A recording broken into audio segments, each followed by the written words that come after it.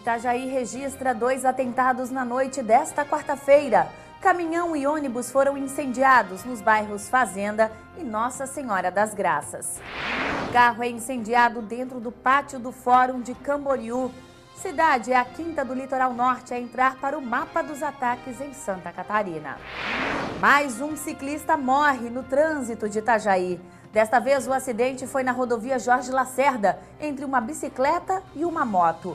Edenilson Tolardo, de 49 anos, morreu na hora. Há 3 dias das eleições, veja o perfil dos principais presidenciáveis. Dilma Rousseff, eleita primeira mulher presidente do Brasil em 2010. Marina Silva, que pela segunda vez tenta chegar à presidência do país. E Aécio Neves, senador e neto do ex-presidente Tancredo Neves, o nome do PSDB na corrida à presidência brasileira. E você sabe as regras da Justiça Eleitoral para a véspera e para o dia das eleições? Nós vamos mostrar para você o que os partidos, candidatos e eleitores podem e não devem fazer neste período. Procon orienta consumidores sobre como agir durante a greve dos bancos. Paralisação começou nesta terça-feira em todo o país e segue por tempo indeterminado. Tem ainda todos os detalhes sobre as exposições de pintura, escultura e fotografia que seguem abertas à visitação na Biblioteca Central da Univale. A entrada é gratuita. E você vai ver ainda hoje as notícias do esporte com Sérgio Mota e as informações da previsão do tempo. Boa tarde, quinta-feira, 2 de outubro. O MCA Notícias já está no ar.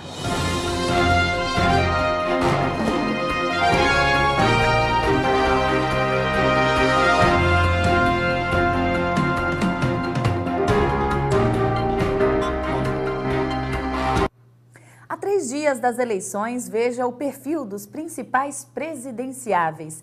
Dilma Rousseff se transformou na primeira mulher presidente do Brasil em 2010. 4 anos depois, tenta se reeleger com a promessa de consolidar as conquistas sociais e promover o crescimento. Mas, para os críticos, a candidata do PT falhou principalmente em 2 quesitos: a economia e o combate à corrupção. Em 1º de janeiro de 2011, Dilma Havana Rousseff sucedeu o padrinho político Luiz Inácio Lula da Silva à frente de um país que gerava inveja a muitos governantes. O produto interno bruto do Brasil havia crescido 7,5%. A presidente tinha ampla maioria no parlamento e a população se mostrava satisfeita com a melhoria no padrão de vida nos 8 anos anteriores, quando 29 milhões de pessoas saíram da linha da pobreza. Mas, passada a euforia, o mandato de Dilma vai chegar ao fim praticamente sem crescimento econômico.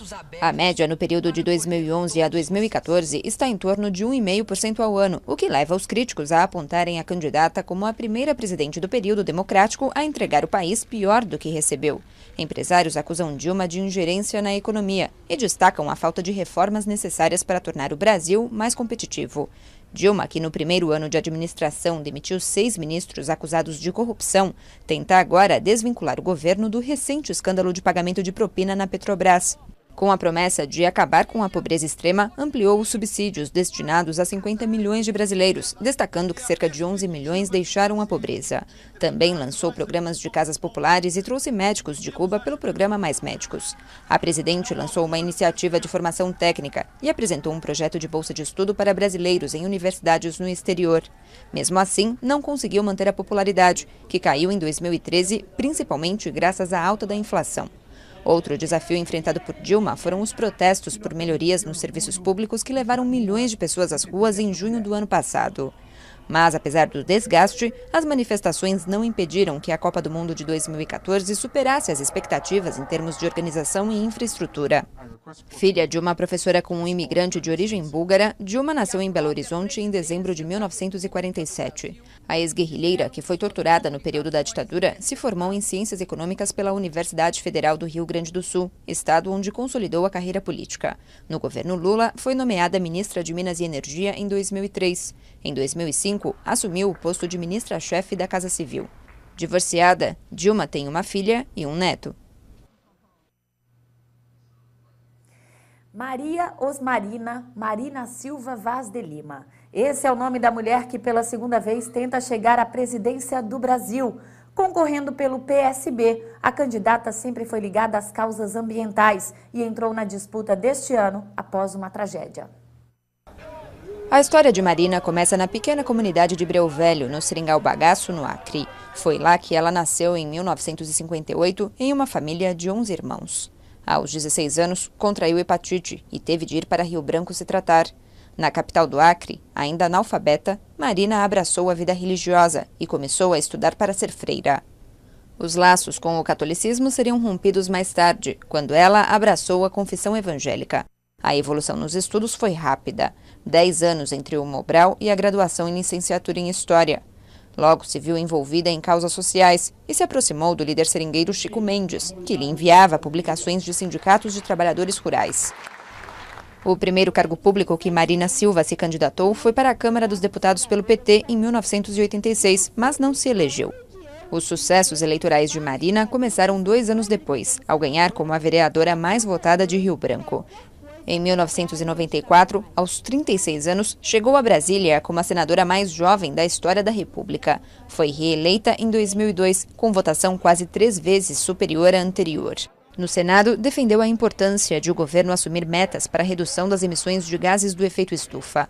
Marina também esteve à frente do Ministério do Meio Ambiente do governo do presidente Luiz Inácio Lula da Silva. Em 19 de agosto de 2009, deixou o PT e anunciou a filiação ao Partido Verde. Em 2010, Marina disputou a presidência da República pelo PV, conseguindo 19,6 milhões de votos, quase 20% dos votos válidos. A filiação com o PV duraria até 7 de julho de 2011, quando Marina resolveu deixar o partido para fundar, junto com várias lideranças políticas, a chamada Rede Sustentabilidade. O novo partido não conseguiu a validação das 492 mil assinaturas necessárias para ser reconhecido.